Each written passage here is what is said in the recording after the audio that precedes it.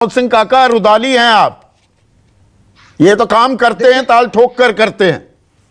देखिए कई सारे सवाल हैं, मैं आपसे बहुत विनम्र चाहूंगा कि थोड़ा समय जरूर दीजिएगा।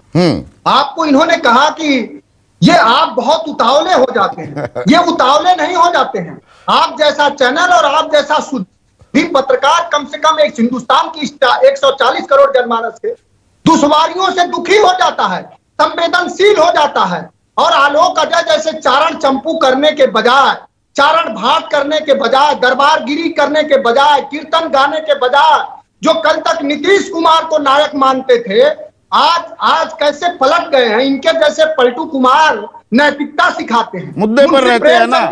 निजी टिप्पणियों से गुरेज कीजिए, मुद्दे पर रहिए। मैं मुद्दे पे आ रहा हूं। मुद्दे पे आ रहा हूं।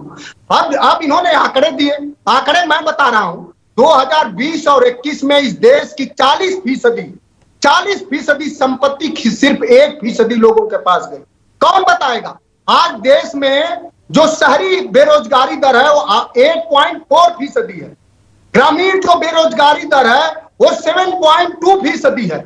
इस देश में वो वही हालत है कि तुम्हारे फाइलों में गांव का मौसम गुलाबी है, मगर ये आंकड़ा झूठा है, दावा किताबी है। आलोक अजय, कम से कम हकीकत का तो सामना करिए। आपकी कौन सा रिपोर्ट देख के लोगों के 400 का सिलेंडर 1200 में खरीद रहे हैं? कभी सड़क पे आए? कभी आप लोगों के दुश्वारियों का सामना किए?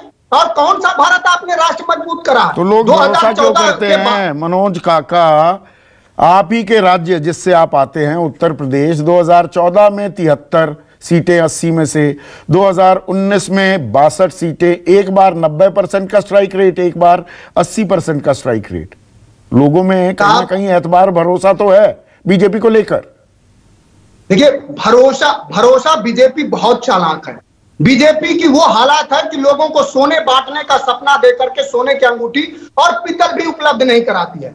तो ये सपने बेचने वाले सौदागर हैं। और फिर भी अगर आप आंकड़ों की बात करें तो 2019 में भी इन सब के बावजूद भी विपक्ष को जो वोट पड़ा है लगभग 60% मिला, और जो बीजेपी को वोट मिला है, एनडीए को लगभग 39% मिला। उसके बावजूद भी पूरे देश ने यह साबित करा है कि भारतीय जनता पार्टी के विषधरी विचारधारा से ज्यादा लोग विकासवादी, समाजवादी और जो लोग मानवतावादी बात करते हैं उनके पक्ष में खड़े हैं। जब इनसे बुनियादी सवालों पे बात करिए कि अच्छे दिन कहां, हमें आप ये एक बात बताओ, सारी अर्थव्यवस्था में मैं मान रहा हूं कि आप अर्थशास्त्री हो, आप अमृत सेन हो, बताओ 400 का सिलेंडर सस्ता है कि 1200 का? इतना बता दो हमें। 50 रुपया डीजल सस्ता है कि 100 रुपया लीटर? और आप कच्चे दामों की कीमत क्या है? जो 120 डॉलर प्रति बैरल था, आज $79 और $60 प्रति बैरल है। आज रसिया से हम तेल खरीद रहे हैं। बिजली उत्पादन में क्या कर दिया? पूरे उत्तर प्रदेश में बीजेपी की 6 साल की सरकार ने 42 करोड़ जनधन खाते खोले, मुद्रा लोन दिए गए हैं, 36-37 करोड़ का दावा किया जाता है, स्टार्टअप्स बन रहे हैं। आप इन बातों को नजरअंदाज करेंगे? एक आंकड़ा और एक अर्थशास्त्री हमारे देश में हुआ, वो कहता था कि कर्जा लो और घी पियो।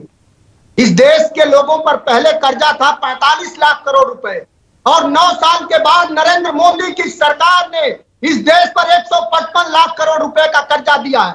आलोक अजय से बहुत विनम्रता से पूछना चाह रहा हूं कि नहीं, थोड़ा आंकड़ा गलत कर दिया। 55 लाख करोड़ था कर्जा 2014 में, अब वो 147 लाख करोड़ का आंकड़ा पार कर गया है। पर अजय, आप पर थोड़ी निजी टिप्पणी भी की, आप रिस्पॉन्ड करना चाहें आप कर सकते हैं। और जो हुआ वो गलत हुआ है, और आप भी अगर दरिया दिली दिखाएं तो बात यहां खत्म हो सकती है और आप अपना पॉइंट दे सकते हैं। देखिए, मैं निजी टिप्पणियों पे कोई फर्क नहीं पड़ता है मुझे। मेरी विचारधारा जब मैं जेडीयू में था तब भी वही थी, आज भी वही है, जीवन भर वही रहेगी। राष्ट्र प्रथम मेरी विचारधारा। ये लोग अपना बोलते रहे, उससे मुझे फर्क नहीं पड़ता है। आप जानते हैं मैं क्या हूँ, और देश की जनता जानती है मैं क्या हूँ। मनोज, बीच में नहीं, बीच में नहीं। अरे भाई, आप न्यूज़ 24 पर बैठे हैं, यहाँ पर ऐसे बीच में चीख चिल्लाहट नहीं होने देता हूं मैं। अब अजय की बारी। निजी टिप्पणियों पे मुझे कुछ नहीं कहना है। मैं बस एक बात पूछना चाहता हूं, और आपके दर्शकों को भी ये जानना चाहिए। इन्होंने कहा कि देश की सारी संपत्ति 1% लोग के पास है। क्या उस 1% में अखिलेश यादव का परिवार भी है? जरा बता दें। अच्छा, आप ही पूछ लीजिए जरा। मतलब जितने परिवार अखिलेश यादव को, नहीं, जितने परिवारवादी हैं इस देश में जो राजनीतिक दल चला रहे हैं हर राज्य में, चाहे गांधी परिवार हो, चाहे लालू परिवार हो, चाहे अखिलेश परिवार हो, चाहे जो भी ममता परिवार हो, जितने परिवारवादी हैं, जरा उनकी संपत्तियां 1% में है या नहीं, कृपया करके जनता को बता दीजिए। बड़ा जनता को यह भी बता दीजिए 609वें नंबर का अमीर आदमी दूसरे नंबर का अमीर आदमी कैसे हो जाता है? वो सवाल अभी पूछे जा रहे हैं।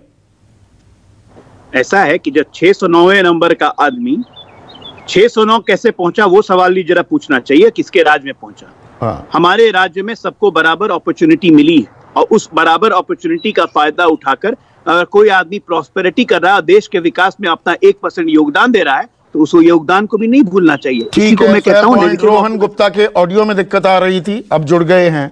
रोहन गुप्ता, आपके जुड़ने से पहले जो मैं सवाल कर रहा था अजय आलोक से, अजय आलोक ने कहा ये कांग्रेस वाले तो रुदाली हैं।